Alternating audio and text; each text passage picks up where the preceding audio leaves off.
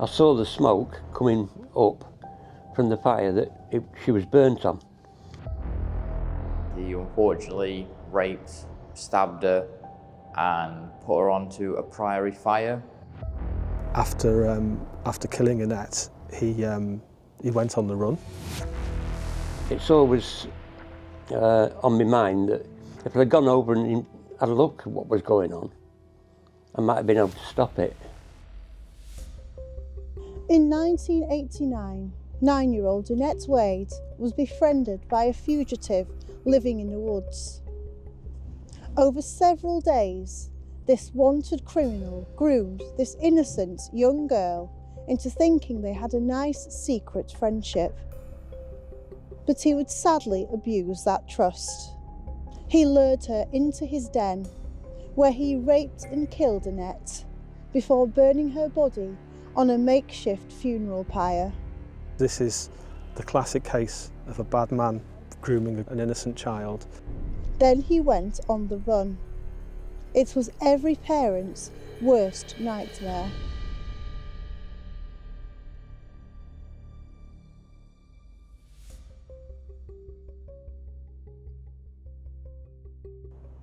Annette Wade was a popular and friendly 9-year-old girl.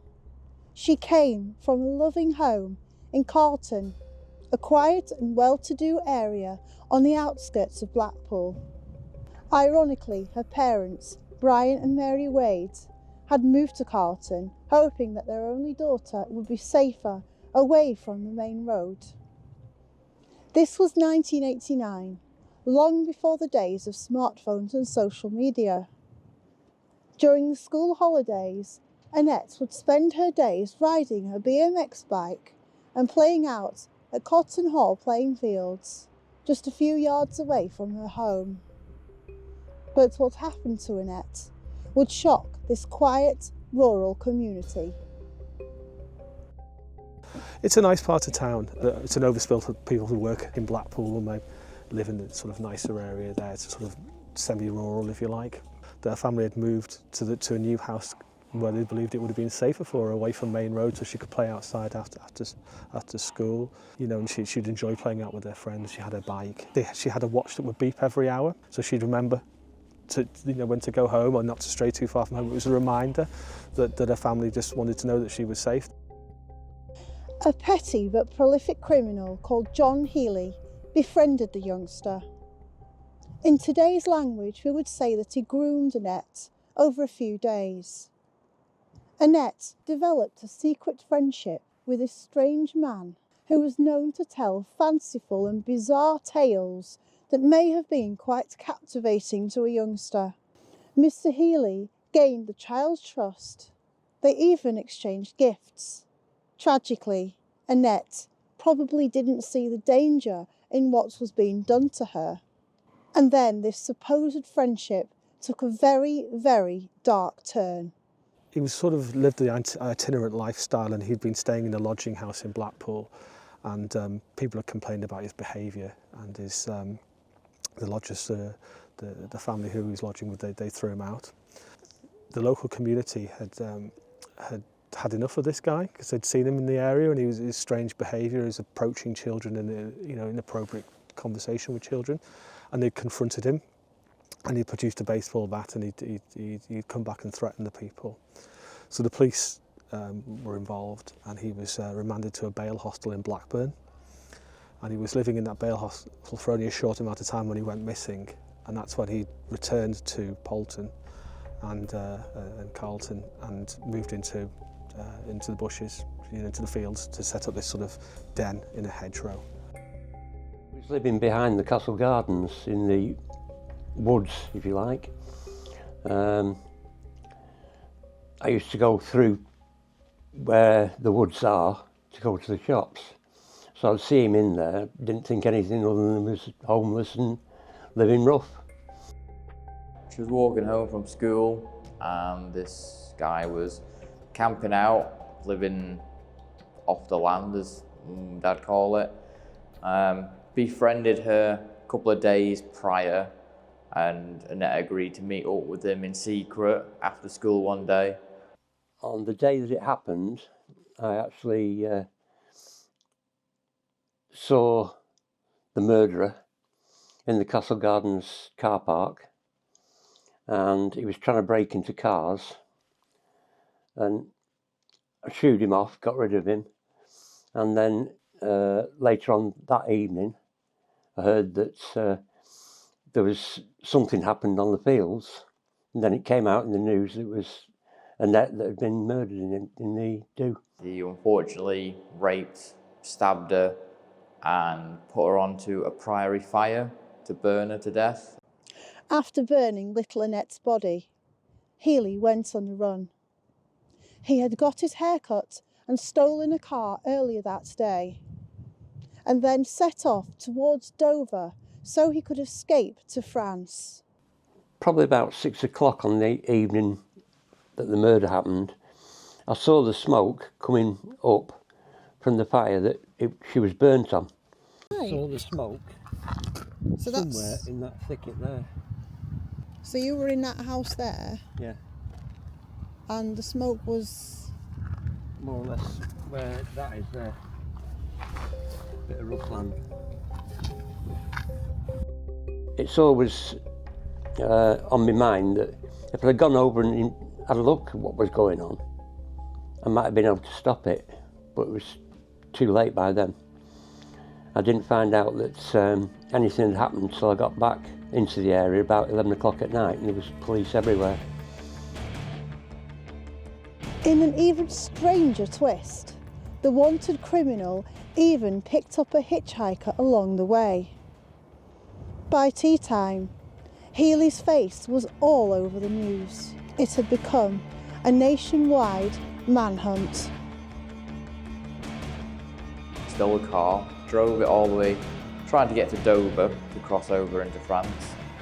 He made the mistake of putting the wrong fuel in the car, so it broke down halfway to Dover, managed to hitch a ride from a trucker, and then he got arrested at Dover trying to escape the country into France. But there was obviously an England-wide manhunt for him. This very quickly was national news headlines, and not just because of the nature of the crime itself. After killing Annette, he went on the run. With the police frantically searching for this dangerous criminal, they had no choice but to release a mugshot of Healy, along with his name, in the national press. It was highly unusual at the time, but they were desperate to find him. The premeditated nature of the crime, you know, he'd got his hair cut the day before the murder, he'd bought a passport the day before the murder, he'd stolen a car ready to make his escape. He knew what he was going to do. But he doesn't flee Blackpool straight away. He goes to the pub and has a drink in the pub, and then he picks up a hitchhiker on his way down south. It's strange. Annette's murder shocked the community. How could such a dreadful thing happen in this quiet village?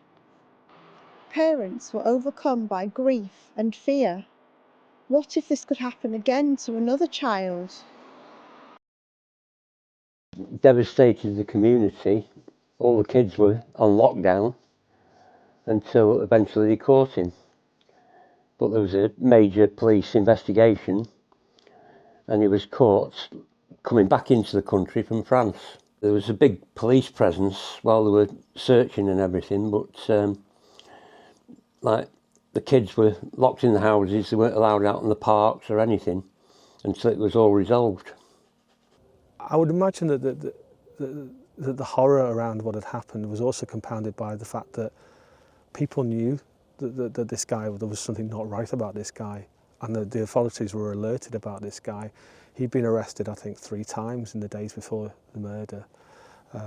So he was very much on the police's radar, he was very much on the public radar. So I think that horror will have been mixed with a sort of how was this allowed to happen? How was this guy free to do this? And whereas he didn't have these sort of crimes on his criminal record, he had quite a lengthy criminal record, and his behaviour was certainly odd and bizarre. He used to go onto Devonshire Road and Corn Street, basically with a tie around his head, you know, portraying Rambo, lorry drivers used to shout out "Oiko cheese." Yeah, he fancied himself as like an Indian. He was a very strange character indeed. He used to go into the convenience store on the corner of Selborne Road and buy sweets for the children at school, and he got himself quite a bad reputation in the end. The way he had looked in the dock, he was powerfully built, he looked very rough and ready, he was heavily tattooed, he looked untidy, and because obviously he'd been caught after a manhunt and he was there in the dock handcuffed to a police officer, he looked extremely uneasy, and he sort of shifted from side to side. It looked like he could have bounded from that dock.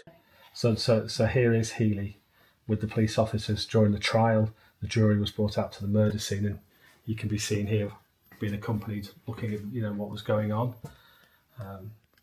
As the jury were told about the scene of the crime.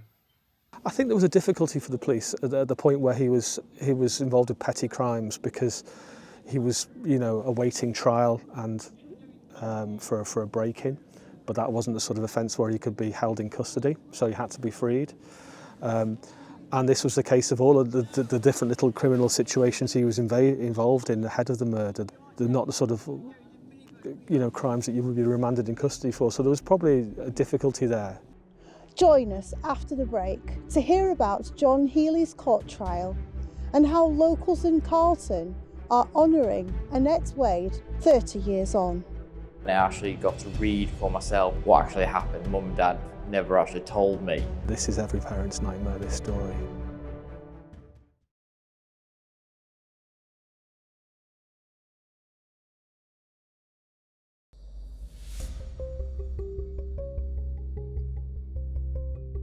Welcome back. Now we meet a former court reporter who remembers the day when John Healy appeared in the docks at Fleetwood Magistrates Court. Back in July 1989, at the time that the John Healy case came forward, I was working as a reporter on the Fleetwood paper. I'd been a reporter for about 9 months. Came down to the Magistrates Court maybe once a week, fairly minor matters, driving offences, drug offences, assault cases, but nothing of the magnitude of the John Healy case. Before any serious case, it doesn't matter how serious it is, even if it's a serial killer, before it goes to Crown Court, it will appear at the first instance in front of a magistrate's court, and there obviously it will be transferred to the higher court. So no matter how serious a case, it always appears first at a magistrate's court, which is, obviously, because it's a magistrate's court, a lot of those cases are very minor matters. So matters of murder, serious sexual assault, they always stand out. It's always one of the more serious cases that you'd hear at a court like that. The interest was huge. It wasn't like a normal case. So outside, there were lots of young men, very, very angry, wanted to get at John Healy and try and shake him or kick him or whatever they want. They were very angry about it. There was a heavy police presence because they had to stop that kind of thing from happening and keep them back. And inside the court, normally you might get 1, 2, 3 reporters at the most from the local agencies. Sometimes no reporters would be there. But on this occasion, the courtroom was absolutely packed with national reporters, people from The Sun, the Daily Express, the Star, the Mirror. A completely different scenario, a lot of excitement, a lot of buzz. Made headlines across the country.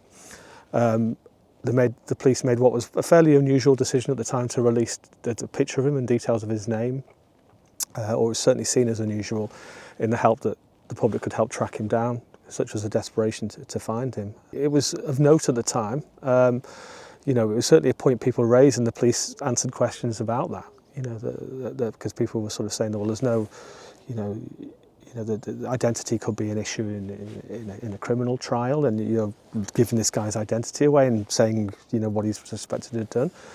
But it was certainly felt at the time. It's certainly part of the story at the time was, gosh, it's quite unusual for the police to tell us who this guy is and release a picture of him. And release a picture of him that's clearly a police mugshot, so that the public will know he's known to the police previous offences. He was handcuffed to the police officer. It looked like he wanted to jump out of the dock and do a runner, But then when the the clerk to the court started to speak, he kept down. He looked down, kept his face downwards, didn't look up. It was quite still suddenly, and after about 3 or 4 minutes, they dealt with the case. He was remanded in custody, and he was taken down. So that was that, really. But then outside, obviously, he had to be taken from the dock back to the cells, back to the prison, and that would mean he was taken in a van. And outside, all these young men that had been gathering to try and get him saw the van. They knew exactly what was going on, and they tried to jump the van. They were kicking it, banging on the door, chasing it, and it was quite a scene before it drove away. The court officials, his defence solicitor, were aware that feeling was running high about him.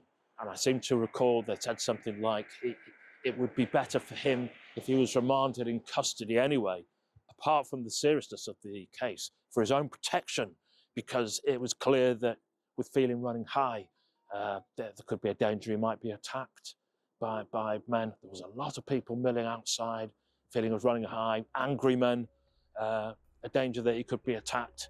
And that was mentioned at that first hearing, that he'd be remanded in custody for his own protection because of how strong the feeling was about the alleged crime. On April the 25th, 1990, John Healey went on trial at Liverpool Crown Court. At the end of a 3-week trial, the jury took less than 2 hours to find him guilty of Annette Wade's murder. He is currently serving a life sentence. A year later, Brian and Mary Wade gave birth to a little boy. They named him David. Today, he still lives in Carlton, and although he sadly never got to meet his older sister Annette, her murder had a lasting impact on his life. I've literally just got picked up to and from school, even from high school, never allowed to walk home, never allowed to play out, never allowed to go to any birthday parties or anything. Got invited to loads. I was literally not allowed out of the house at all. Even at 16, I had to rebel and walk out of the house just to have a sleepover around the corner at a friend's house. And mum and dad never actually told me actually what happened. That she just said she was unfortunately killed, but never said how, why. When I was in the loft and I found like a woman's magazine that did a 2-page story on it, was when I actually got to read for myself all the details of what actually happened, because not until I read that magazine myself.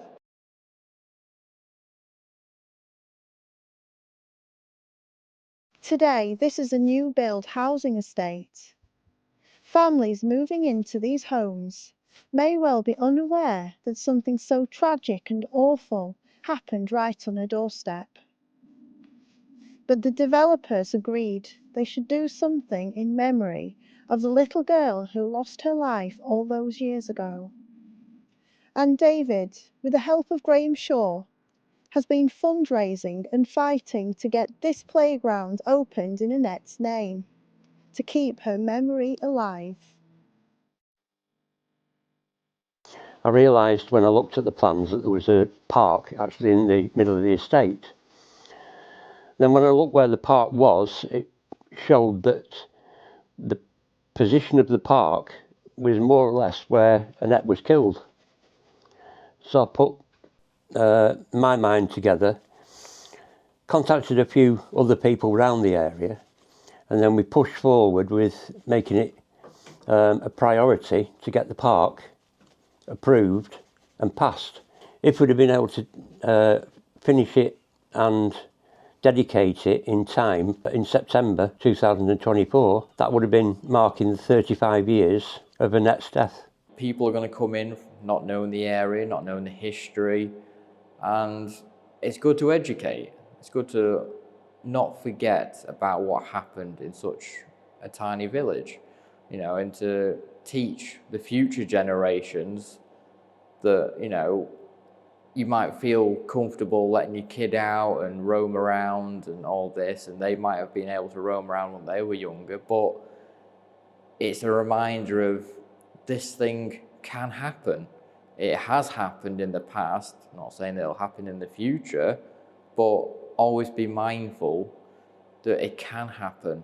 I've had a huge response from a lot of people who grew up with Annette, who went to school with Annette, and who have donated and still who want to try and say the sorry to me for the condolences for it to happen, and that she was a brilliant girl, always so fun, playful, always happy all the time. So they said to let me know when the memorial is happening, because they want to come down and they want to meet me and meet my mum again. So I would love to meet them and get to know Annette through their eyes.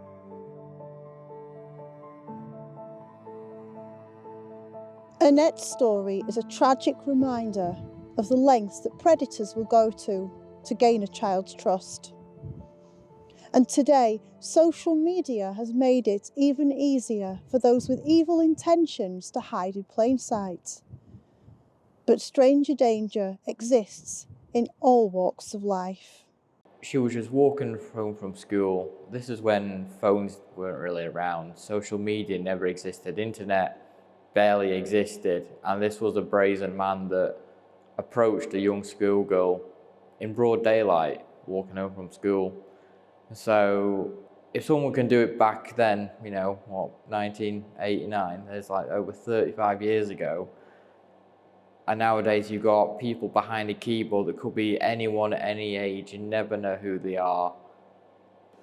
So you got to think that if someone can do that 30 odd years ago without social media, then with social media, it's even easier for these predators to prey upon children. Because this is the classic case of a bad man grooming a good child, an innocent child, and taking advantage of that in the worst possible way. And sadly, that's a sort of crime that we could still see today.